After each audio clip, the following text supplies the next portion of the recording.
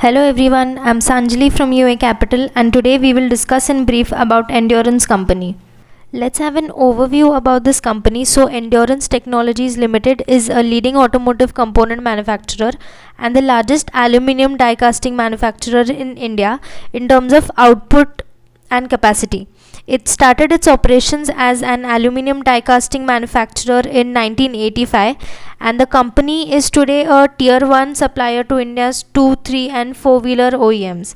It is an established supplier of aluminium die castings and alloy wheels, suspensions, transmissions and braking systems, providing end-to-end solutions right from design to aftermarket services. And apart from creating a niche in India through its quality driven critical automotive components, the company has expanded its operations in Europe through its overseas subsidiaries in Italy and Germany. Now let's have an overview of this industry. So India's automobile industry is the world's fourth largest automobile market in terms of sales and production and is a top employment generator in the country. In the past few years, growth in this industry has been supported by robust economic activities and large scale infrastructure development, a growing middle class population with increasing income and availability of financing options.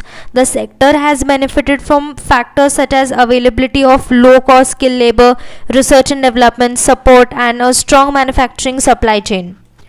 So, being an attractive sector for investment, the industry has been a recipient of 23.89 billion foreign direct investment amounting to 5% of India's total FDI flows till date. The automotive industry, including automobile and component manufacturing, is projected to reach a market size of almost 16 to 18 trillion by 2026. Now here you can see the domestic market share and some of the trends that affect the auto industry, like growth of electromobility technology and process upgrade, shifting market dynamics, then changing demands of OEMs, changing regulatory environment, growing export opportunities, Atmanirbhar Bharat. Now this is the product portfolio and its application is used in 2, 3 and 4-wheeler industry as well. So the products used in India are aluminium die cast and machined components, which include aluminium alloy wheels for motorcycles, then suspension components and assemblies, transmission components and assemblies, braking systems, and the products manufactured for exporting overseas are aluminium die cast machine of suspension and body parts, engine parts, transmission parts, assembly of other metallic components like cast iron and steel, then transmission components, also engineered plastic components. So we can say that the company has a wide range of product manufacturing which supplies to various automobile components. Now these are some of the strategies that the company follows in times of slow growth. So they are the key growth drivers of the company. So the first one is continuous focus on R&D complementing technology sourced from global leaders. Second is focus on diverse markets and customers for all product categories. Then increase in number of parts, share of business and wallet share with key customers.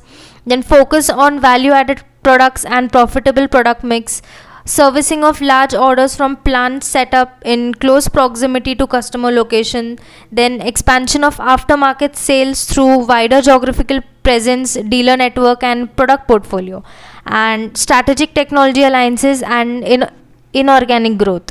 Now let's have a look at the operating highlights. So the first one is commissioning of Kolar plant in Karnataka. So the company has received a large order for suspension products from a renowned Japanese OEM with a large presence in India.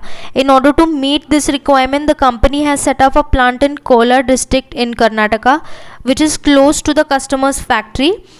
This plant was commissioned in September 2019 and the plant will be manufacturing suspension components such as front fork assemblies and shock absorbs with an annual installed capacity of around 17 lakhs.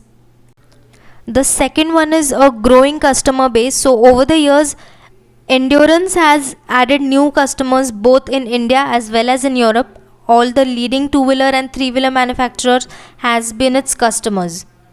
The third highlight is setting up of Valem plant in Tamil Nadu. With a growing number of orders received from renowned Korean four-wheeler OEMs operating in the southern region of India, ETL is expanding its manufacturing presence in Tamil Nadu in addition to its existing plant. The company has tied up with a leading US-based global brakes company for technology relating to anti-lock braking system for application in two-wheelers and three-wheelers. So this technology upgrade will help the company move towards high-end motorcycles that use ABS technology. These are some of the key strengths of the business. First is QCDDM, which is quality, cost, delivery, development and management. So ETL pursues excellence in QCDDM for overall business growth and maintaining its position in the market. This strategy has not only earned the trust of its customers and increased business share with them, but has also added new clients across the geographies. Then the second one is total productive maintenance. So ETL has built a culture of TPM across the organization, which involves improving the integrity of production, safety and quality systems through machines, equipment, process and employees that add value to the company.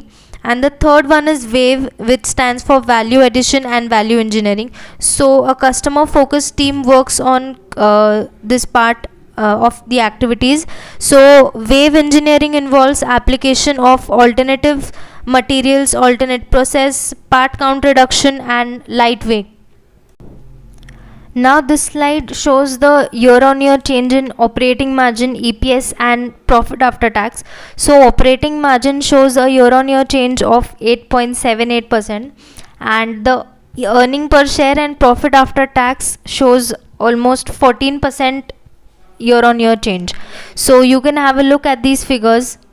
The operating margin is at an average of 15% for the past 5 years.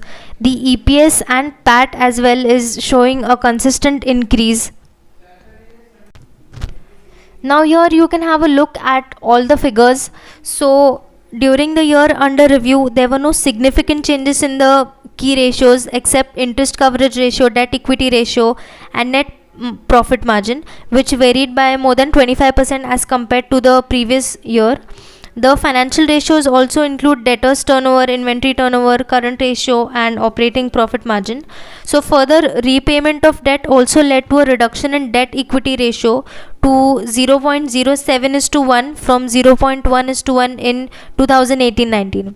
The return on net worth stood at 19.5% on a standalone basis. This improvement is due to higher net profit driven by all-round improvement. So on the concluding note, we can say that Endurance Limited is an intermediate company which supplies to various automobile companies in India and as well as overseas. So the company is sustainable in the future. Thank you for watching the video. Do like, share and subscribe to our channel. This is Sanjali from UA Capital. Your investment journey starts here.